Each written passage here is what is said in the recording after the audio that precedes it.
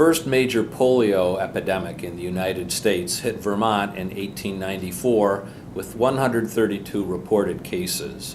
By 1916, New York saw 27,000 cases and 6,000 deaths. As the number of polio cases continued to grow, poliomyelitis, a paralyzing disease, became a critical concern for members of the public as well as medical and public health professionals. Photos of children and young adults encapsulated in iron lungs to maintain their lives were enough to scare every parent and school child. At its peak in the 1940s and 1950s, polio would kill over 500,000 people worldwide each year. But in 1952, Dr. Jonas Salk began testing the first polio vaccine, and by 1955, his discovery was ready to be announced to the world. The response to polio led to the development of new methods to prevent and treat the disease. It also led to the development of modern rehabilitation therapies and gave rise to the disability rights movement. And the role of philanthropy, as Rotary International has demonstrated, was revolutionized and extremely impactful.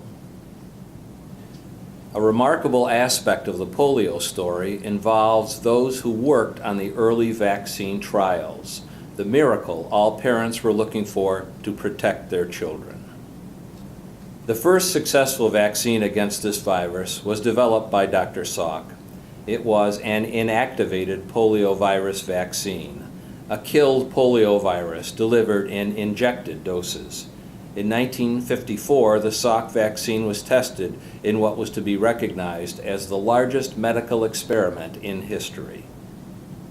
Dr. Martha Lipow, professor of pediatrics and the former head of the Division of Pediatric Infectious Diseases at Albany Medical College, was a young medical researcher in the right place at the right time. Dr. Lipow, what was your involvement in the research and development of the vaccine? Well, this is interesting. I graduated from medical school in 1952 at Case Western Reserve University in Cleveland, Ohio, and interned at now Rainbow Babies, which was part of university hospitals. And the residency was 2 years.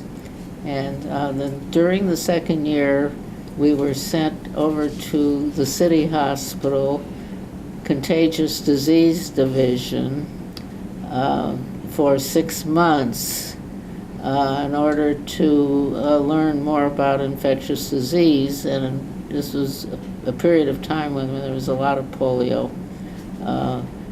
There were a lot of polio patients there. And so I started there in July 1st of 1953, back to university hospitals where I'd done my internship to finish. And then I had to have a chest x-ray to go back.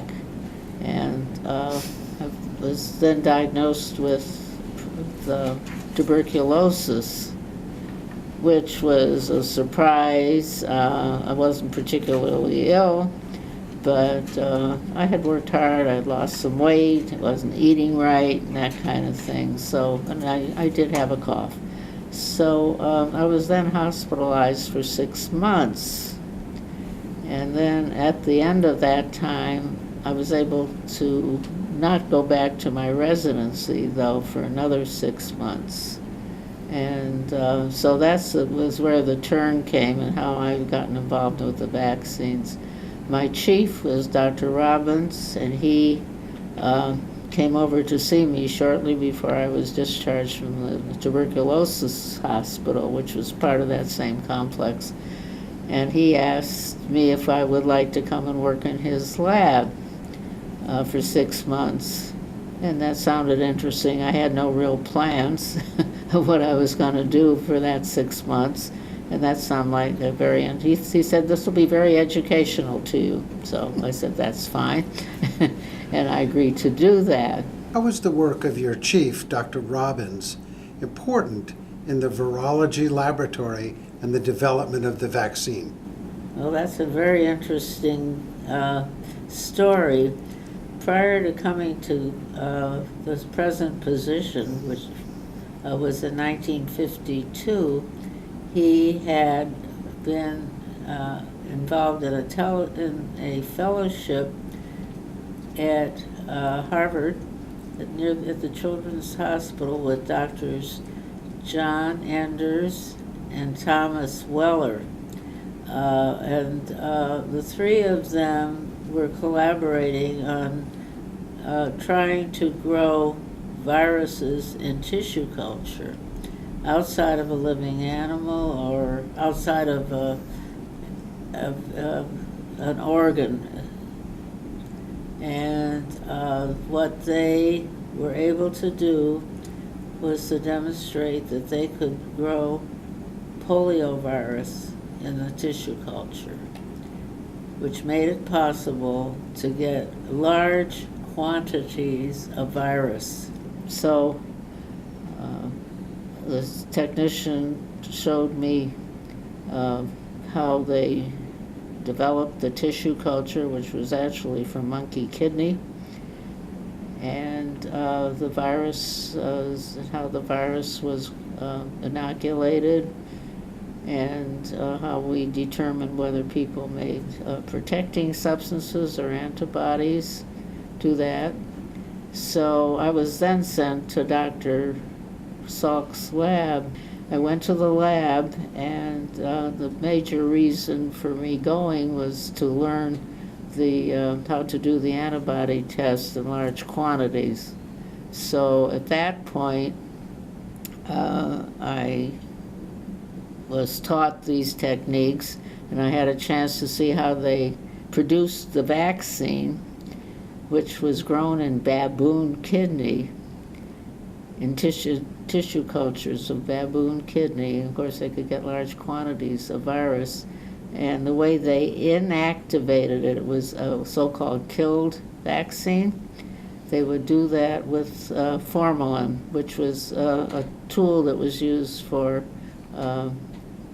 taming certain viruses to make vaccines. When and where was the Salk vaccine developed? Well, it was developed in Pittsburgh, where Dr. Salk was at that time. He had moved from Michigan.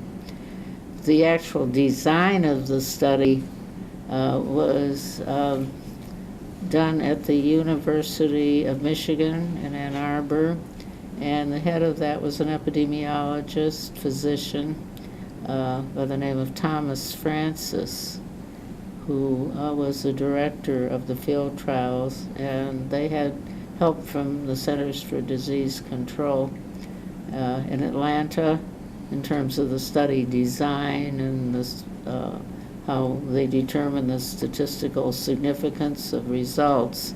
When were the vaccines given to the children? This was during the late winter and spring of 1954. Okay. Right. When they would have been in school? It was all given in the schools, Right. with parents' written consent.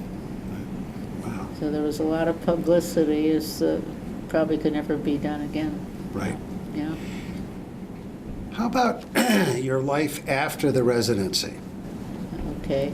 Well, I finished I finished the 6 months at the city hospital. Went back to Rainbow Babies, and then after I finished the residency, I was already hooked, and I went back to the virus lab, and that changed the whole course of my career. And eventually met my husband as a result of being there, and he wanted to learn tissue culture as a medical scientist, and so that's what's happened. Do you remember how you felt when you finally heard that the vaccine in fact worked? Well, I was elated and proud for all that we and others had done to help to make this possible. And then probably most importantly would be that we can look forward to a polio-free world. We're this close.